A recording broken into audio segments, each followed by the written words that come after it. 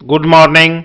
चलिए आज हम लोग बात कर रहे हैं स्ट्रेटेजिकल सीरीज के सेकंड पॉइंट पर बात कर रहे हैं, how to prepare NCERT notes और नोट्स कैसा बनाना चाहिए, इस बारे में हम लोग बात करने वाले हैं। बहुत सारे स्टूडेंट की डिमांड थी कि मैं एक वीडियो इस बात को लेकर बनाऊं, जैसा कि पिछला वीडियो मैंने बनाया था कैसे याद करें। तब से बार बार बच्चे ये बात कर रहे थे कि एक वीडियो मुझे बनाना चाहिए कि नोट्स कैसे बनाएं। ठीक है, तो इस बारे में अभी हम बात करने वाले हैं। और एनसीईआरटी का 11th एनसीईआरटी का page number 325 point number 21.6.2 the year का पहला पैराग्राफ मैंने यहां लिया हुआ है। आप चाहें तो पेज नंबर 325 को आपके सामने रख सकते हैं। इस पैराग्राफ को मैंने लिया हुआ है और इसको बेस बनाकर कैसे नोट्स बनाना है वो जो उसके बारे में हम लोग डिस्कशन करने वाले हैं। तो देखो, सबसे पहले क्या करना है, किसी एक एक पैराग्राफ का रीडिंग करना है 3 टाइम। और रीडिंग करते समय ऑब्जेक्टिव क्या रहेगा, वो ये रहेगा कि इस पैराग्राफ में कितने फैक्ट हैं या कितने फ्रैक्शन हैं या कितने डिफरेंट टाइप के डिस्कशन हैं, उसको सिलेक्ट करना है।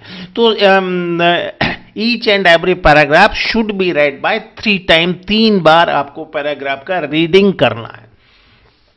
और मैंने कौन सा पेज लिया हुआ है, 11th एनसीईआरटी का पेज नंबर 325 जो आपको दिखाई दे रहा है। ठीक है, अब इसका रीडिंग करना हम स्टार्ट करते हैं। देखो ये कहां से चालू होता है, the ear perform 2 sensory function, hearing and maintenance of body balance. In 2 line में ये क्या कह रहा है, ईयर के फंक्शनिंग के बारे में बात कर रहा है। मतलब इसमें जो पहला फ्रैक्शन है वो ईयर के फंक्शन के बारे में। मैंने चूंकि ये पढ़ा हुआ है इसलिए पहली रीडिंग में मैं आपको बता पा रहा हूं, लेकिन ज्यादातर बच्चों को ये पहली रीडिंग में पकड़ में नहीं आएगा। सेकंड या थर्ड रीडिंग में ये जो है पकड़ में आएगा। तो आपको 3 टाइम सिंपल रीडिंग करना है। फिर अगली लाइन पर हम जाते हैं, anatomically the ear can be divided into 3 major section called outer ear, the middle ear, the inner ear. मतलब यहां पर बात बदल जाती है। ये सेकंड लाइन है, ये किसकी बात कर रही है, ये ईयर के सेक्शन की बात कर रही है। तो यहां पर एक मार्क आप चाहो तो पेंसिल से आप लगा सकते हो। मतलब यहां पर फैक्ट बदल जाता है। अभी हम लोग बात कर रहे थे ईयर के फंक्शन के बारे में, अब दूसरा बात यहां किसके बारे में किया जा रहा है, ईयर के फ्रैक्शन के बारे में। Anatomically the ear can be divided into 3 major section called the outer ear, the middle ear and the inner ear. ठीक है, उसके बाद अगले सेंटेंस पर हम जाएंगे, the outer ear consist of pinna and external auditory meatus. मतलब फिर यहां पर चेंज हो गया है, अब किसके बारे में बात किया जा रहा है, अब आउटर ईयर के बारे में बात किया जा रहा है। तो एक मार्क हम यहां भी लगा देते हैं। ये मार्किंग का मतलब यह है कि यहां से जो कंटेंट है, जो फैक्ट है, जो फ्रैक्शन है, वो चेंज हो रहा है। ठीक है, अब यहां पर एनसीईआरटी किसके बारे में बात करने वाली है, यहां पर NCERT outer ear, external ear के बारे में बात करने वाली है। और इस पहले सेंटेंस में ये कहा गया है, the external ear consist of pinna as well as external auditory meatus. मतलब एक्सटर्नल ईयर किससे मिलकर बना है। ठीक है, फिर अगले फैक्ट के साइड में हम जाएंगे। तो यहां पर the pinna collect the vibration in the year which produce sound. मतलब अब एक्सटर्नल ईयर में भी किसके बारे में बात किया जा रहा है, पिन्ना के बारे में बात किया जा रहा है। तो फिर आप पेंसिल से एक मार्क यहां लगा दोगे। मतलब यहां भी फैक्ट चेंज हो रहा है, जहां जहां फैक्ट चेंज होगा। और आपको ये बात पकड़कर ये बात जो है समझ में आएगा, सेकंड या थर्ड रीडिंग में समझ में आएगा। मैं बार बार आपको बता रहा हूं। ठीक है, मैं चूंकि इसका रीडिंग कर चुका हूं इसलिए पहले से मेरे दिमाग में ये क्लियर है। तो आपको ये जो मार्किंग करना है, ये सेकंड या थर्ड रीडिंग में करना है। और अगर किसी टॉपिक को समझ में दिक्कत आती है तो एक बार और रीडिंग करना है। ठीक है, तो the pinna collect the vibration in the air which produce sound. मतलब पिन्ना का फंक्शन बताया हुआ है। उसके बाद बात किया जा रहा है, उसके बाद यहां बात किया जा रहा है, the external auditory meatus leads inward and extend up to the tympanic membrane the ear drum. मतलब फिर से यहां पे बात बदल जाती है। एक्सटर्नल ईयर में पहला सेंटेंस किसके ऊपर था, पिन्ना के ऊपर, और अब ये दूसरा सेंटेंस किसके ऊपर है, एक्सटर्नल ऑडिटरी मैटर्स के ऊपर। इस बात को अच्छी तरह से याद रखना। फिर अगले सेंटेंस में हम जाएंगे, there are very fine hair are and wax secreting gland in the skin of the pinna and the meatus. फिर यहां पर बात बदल जाती है और ये अगला सेंटेंस आ जाता है कि पूरे एक्सटर्नल ईयर में फाइन हेयर है, तो एक मार्क हम यहां लगा देते हैं। आपको ये मार्किंग पेंसिल से करना है, किताब को गंदा नहीं करना है, ठीक है। उसके बाद हम बात करेंगे the tympanic membrane is composed of connective tissue covered with skin outside and with mucous membrane inside। मतलब अब टिम्पैनिक मेम्ब्रेन के बारे में बात हो रही है, तो फिर हम यहां पर एक मार्क कर देते हैं क्योंकि यहां पर फिर कंटेंट बदल गया है, ठीक है। फिर उसके बाद में हम बात करेंगे द मिडल ईयर। अब यहां पर मिडल ईयर के बारे में बात स्टार्ट हो गया, एक्सटर्नल ईयर के बारे में डिस्कशन यहां कंप्लीट हो चुका है, तो यहां पर हम एक मार्किंग और कर देंगे, ठीक है। The middle ear contain year ossicle called malleus, incus and steps which are attached to the one another in a chain like fashion। मतलब इसमें बात किया गया है ईयर ऑसिकल के बारे में बात किया गया, ठीक है। कौन कौन सा ईयर ऑसिकल पाया जाता है, अटैचमेंट कैसे होता है, उसके बारे में बात किया गया। फिर अगला सेंटेंस हम देखेंगे the malleus is attached to the tympanic membrane and the stapes is attached to the oval window of the cochlea. तो यहां पर मैलस और स्टेप्स के बारे में बात किया गया है। मतलब पहले सेंटेंस में बात किया है कि कौन कौन सा ईयर ऑसिकल है, और यहां पर उसके बारे में यहां पर बात बदल जाता है। तो the malleus is attached to the tympanic membrane and the stapes attached to the oval window of the cochlea, ठीक है।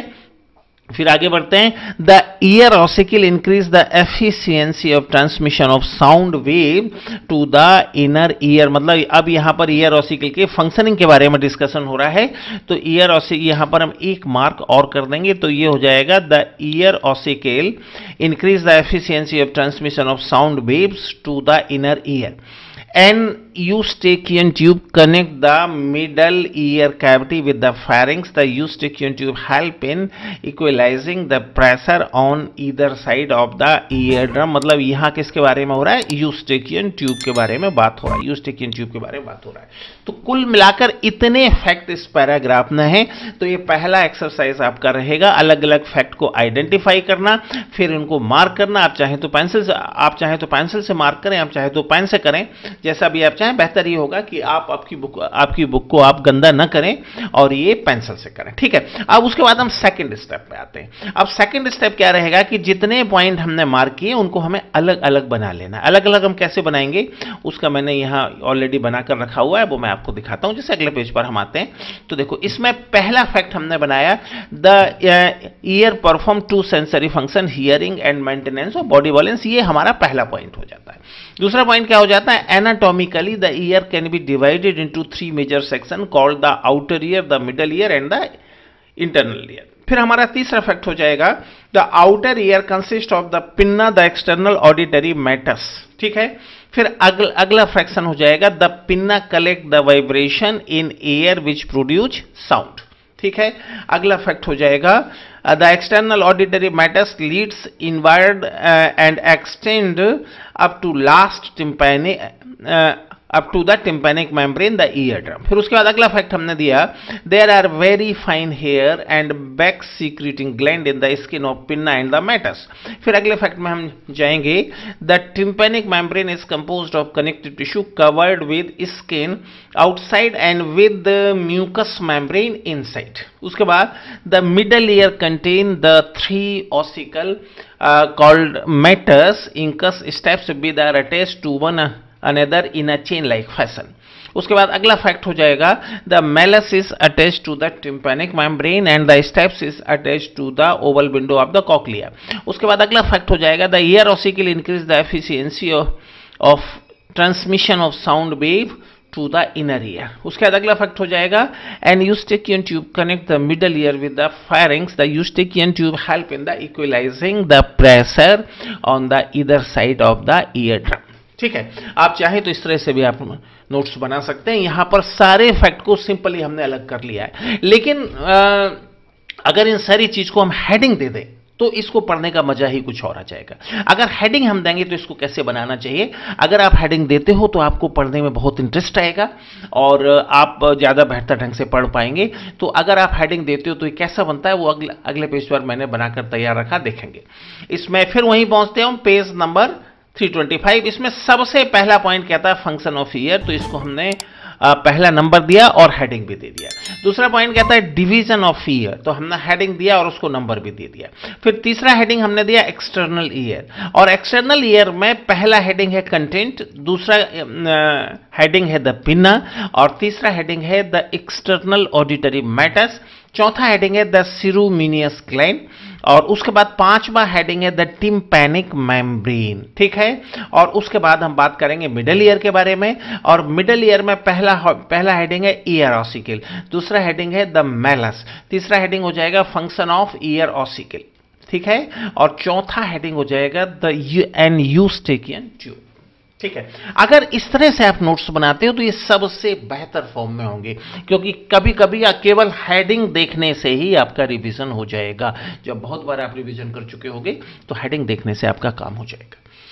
तो अब ये आपके ऊपर डिपेंड करता है कि आपको सेकंड फॉर्मेट बेहतर लगता है। ये सेकंड फॉर्मेट जिसमें सिंपली हमने पॉइंट को अलग अलग कर दिया है, आप चाहें तो इस फॉर्मेट में बना सकते हैं, और अगर आप चाहें तो जो थर्ड फॉर्मेट हमने लिया है उस फॉर्मेट में आप बना सकते हो। तो अगर इस तरह से नोट्स बनाने की आप एक्सरसाइज करते हो तो निश्चित रूप से ये एक्सरसाइज आपके लिए बहुत फायदेमंद होगा। ठीक है, अभी आगे हम बात करेंगे, इसमें और कई सारे एस्पेक्ट हैं, कई सारे एस्पेक्ट हैं, जैसे मेमोराइजेशन कैसे करना चाहिए, मेमोराइजेशन कैसे करना चाहिए, जहां आपको कन्फ्यूजन होता है उससे कैसे बचना चाहिए, डायग्राम कैसे बनाना चाहिए, बेहतर डायग्राम आप कैसे बनाएं, डायग्राम का प्रैक्टिस कैसे करें, थ्योरी को कैसे, ऐसे कई सारे पॉइंट हैं जिनके बारे में जिनके बारे में हम लोग बात करते रहेंगे। आज के लिए इतना काफ़ी है। Okay, all the best.